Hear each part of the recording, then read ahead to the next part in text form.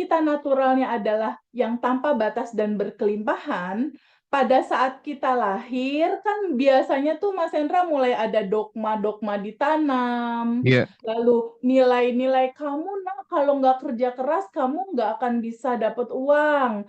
Atau ada lagi nih di sebagian besar masyarakat kita yang punya dogma, kalau jadi orang kaya dihisapnya terakhir katanya gitu. Jadi harta kamu jangan banyak-banyak. Nah, banyak sekali yang jadi belief, Mas. Jadi belief, jadi dogma. Belum lagi ditambah ketika kita berinteraksi sama keluarga, sama ayah yang mungkin agak tegas, mungkin dia mukul, maksudnya baik, tapi jadi trauma buat anak.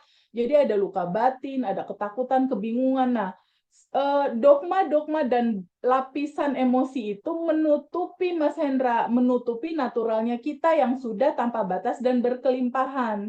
oke. Akhirnya apa? Yang muncul ke permukaan kan rasa-rasa itu, rasa sedih, khawatir, kecewa, takut, bingung, cemas dan lain-lain. Nah, rasa-rasa itu yang akhirnya ada di dalam.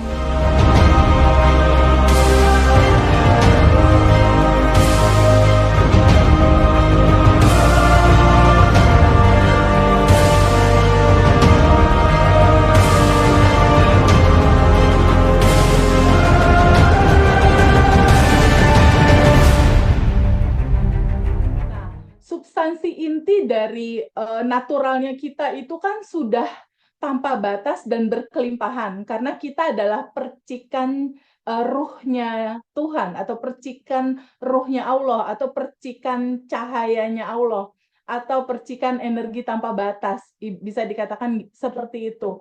Nah, ketika kita naturalnya adalah yang tanpa batas dan berkelimpahan, pada saat kita lahir kan biasanya tuh Mas Hendra mulai ada dogma-dogma ditanam, Iya, lalu nilai-nilai kamu nak kalau nggak kerja keras kamu nggak akan bisa dapat uang. Atau ada lagi nih di sebagian besar masyarakat kita yang punya dogma, kalau jadi orang kaya dihisapnya terakhir katanya gitu. Jadi harta kamu jangan banyak-banyak. Nah, banyak sekali yang jadi belief, Mas. Jadi belief, jadi dogma. Belum lagi ditambah ketika kita berinteraksi sama keluarga, sama ayah yang mungkin agak tegas, mungkin dia mukul, maksudnya baik, tapi jadi trauma buat anak. Jadi ada luka batin, ada ketakutan, kebingungan. Nah, dogma-dogma dan lapisan emosi itu menutupi Mas Hendra, menutupi naturalnya kita yang sudah tanpa batas dan berkelimpahan. oke. Akhirnya apa? Yang muncul ke permukaan kan rasa-rasa itu, rasa sedih, khawatir, kecewa, takut, bingung, cemas dan lain-lain. Nah, rasa-rasa itu yang akhirnya ada di dalam memori, ada di dalam data, di dalam pikiran kita, dan data di memori itulah yang dipantulkan karena sebagian besar teman-teman itu memancarkan rasa yang mereka sebenarnya nggak mau itu terjadi dalam kehidupan mereka. Tapi kan mereka nggak tahu cara kerja hukum semesta seperti cermin raksasa itu, yang Mhm. mereka akan memantulkan apapun yang kita lepaskan. Kuncinya itu, Tuhan semesta tidak memberikan apa yang kamu inginkan, tetapi Tuhan dan semesta memberikan, menyajikan, dan mengantarkan apa yang kamu pancarkan secara rasa hati kamu. Jadi kuncinya di situ Mas Hendra, kamu memancarkan apa di rasa hati itu menggambarkan data di dalam pikiran dan perasaannya dia. Yang dia pancarkan itulah takdirnya. Begitu. Yang Mhm. mereka pancarkan itulah takdirnya, yang mereka pancarkan itulah nasibnya. Kabar baiknya di Abundant Revolution itu dibuka, Mas Hendra. Oke. Siapakah dirimu? Bagaimanakah aturan semesta itu bekerja di dalam hidup kita? Dan bagaimana prakteknya gitu. Nah, kebanyakan di antara teman-teman itu cuma tahu teori aja kebanyakan Mas Hendra. Tahu teori maksudnya gimana? Kayaknya udah cukup banyak yang membahas siapa dirimu. Sangat banyak yang membahas bahwa dirimu adalah yang tanpa batas dan berkelimpahan. Itu banyak yang bahas. Betul, Yang betul. kedua, secara hukum semesta juga banyak Mas yang bahas Mhm. bahwa daleman kamu sama dengan luaran kamu. Istilahnya gitu. Banyak Mas yang bahas bahwa apa yang ada di dalam diri kamu itu memancarkan realita kamu. Bahwa realita kamu berasal dari isi daleman kamu. Itu banyak Mas yang bahas. Yang tidak banyak dilakukan adalah bab 3-nya yang ada di Abundant Revolution, praktek. Hmm. Praktek yang distimulasikan selama 1 bulan, itu yang tidak ada.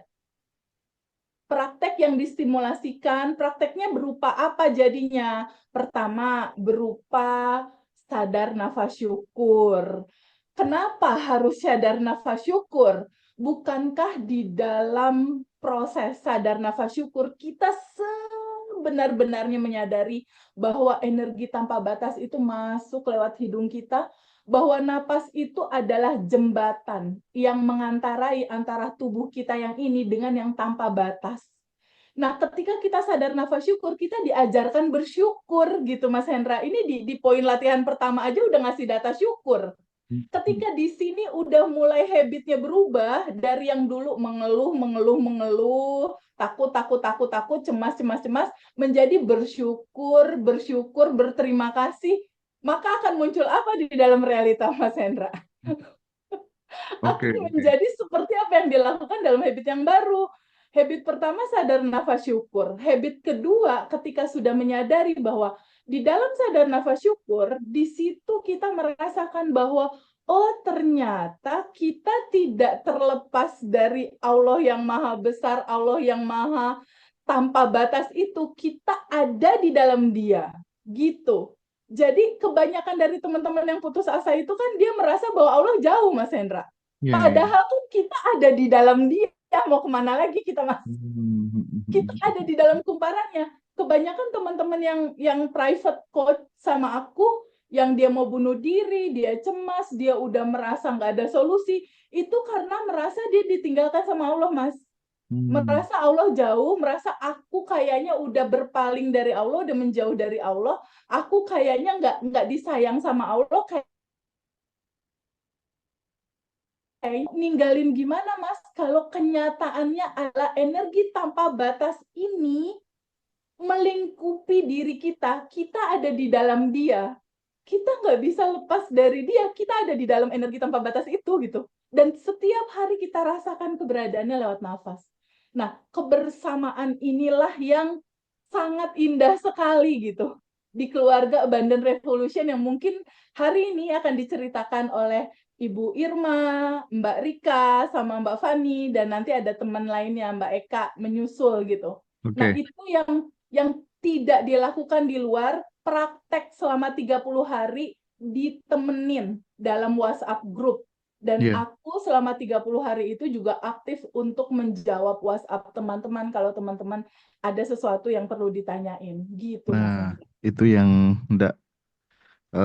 tidak bisa dilakukan oleh banyak apa tuh namanya guru-guru, coach di berbagai macam pengembangan diri untuk mendampingi peserta ketika ada keluhan di WhatsApp, mau balas, kontaktabel gitu ya. Itu nggak semua orang bisa melakukan itu gitu.